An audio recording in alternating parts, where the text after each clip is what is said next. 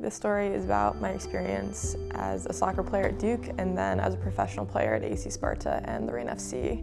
It's also about the depression, anxiety, and OCD that accumulated into suicidal ideation, which ended my soccer career and left me largely incapable of functioning for 8 months. But it's also about my amazing support system and how I'm now the happiest I've ever been after a long and ongoing healing process. Sunset Sky, who I was before a long night.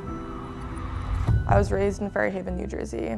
I played soccer at Duke, where I was an All-American and academic All-American. I was drafted 11th overall in the 2018 NWSL draft to the Washington Spirit, but decided to go abroad and play in the Czech Republic with AC Sparta instead. After 10 months in Prague, I signed a 1.5-year contract with the Reign FC back in the NWSL. I got to the Reign and it was perfect. I think I wanted it too badly. For the first time in my life, I was one of the worst players on the field, but I was still excited to be challenged and had pretty limited expectations of playtime. I was able to maintain that mentality for a bit, but it turned out that I did not have the coping mechanisms I needed to maintain it for the rest of the season. Night sky, the sky is falling.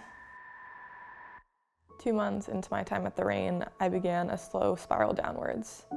My self-doubt about soccer intensified and became increasingly irrational. Then it expanded to every other facet of my life. My character, my relationships, purpose, capacity to function as a human being, intelligence, every insecurity I'd ever had, plus a few new ones, all came out. And then OCD kicked in, and all I could focus on were those insecurities and negative thoughts. It became so intense that I struggled to hold conversations. I wasn't sleeping. During practice, I couldn't even focus on what cone to move to next in passing patterns. It felt like I was just holding on by my fingernails, trying to not completely derail the entire training session. I eventually came to the conclusion that I was gonna commit suicide because there was nothing wrong with my life, and yet I was losing the ability to function solely because of my own mind. My parents and a few close friends knew that I was not okay, but I could not articulate what was happening in or to my brain because I didn't even know that this kind of experience was possible. And I was also so embarrassed by how weak I thought I was being. One day I told my parents that I was worried I was going to kill myself. My dad booked a flight to Seattle the next day. I met with my head coach and told him that I needed to go home. I had an exit physical where they gave me a prescription for antidepressants, and within a few hours, without really saying goodbye to any teammates, I was driving east to New Jersey with my dad. Unfortunately, being at home made things worse.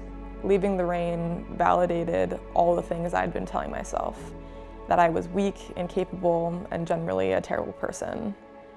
I was dysfunctional and suicidal for the next 8 months. Despite feeling incapable of both, I knew I should either apply to entry-level jobs or graduate school. And then COVID hit, so I decided grad school it was. I was accepted to UNC's Gilling School of Public Health, Environmental Science, and Engineering program. And long story short, having a purpose again slowly rewired my brain. I was also on a massive dose of antidepressants. Sometimes modern medicine is so very necessary. Sunrise Sky, who I am now and what I hope this new day brings. So there I was in Chapel Hill, finally happy to be alive again. Once you've been suicidal, you have a new appreciation for what life or death feels like, and suddenly you take everything less seriously, including yourself. I've been surfing, skateboarding, doing yoga, playing pickup soccer, creating art. I have also been invited into preseason with the North Carolina Courage, so I'm planning to come back to professional soccer. I'm so excited for this new chapter, but here's to the old ones too, because I'm alive and here, and I'm the best version of myself right now solely because I went through hell and back to be here. Thank you to my support system for making sure that I stayed. To anyone who is struggling to stay, my heart hurts for you, but you are so loved, and I promise that it does get better. I hope that my story is evidence that the darkest nights do eventually lead to an amazing sunrise.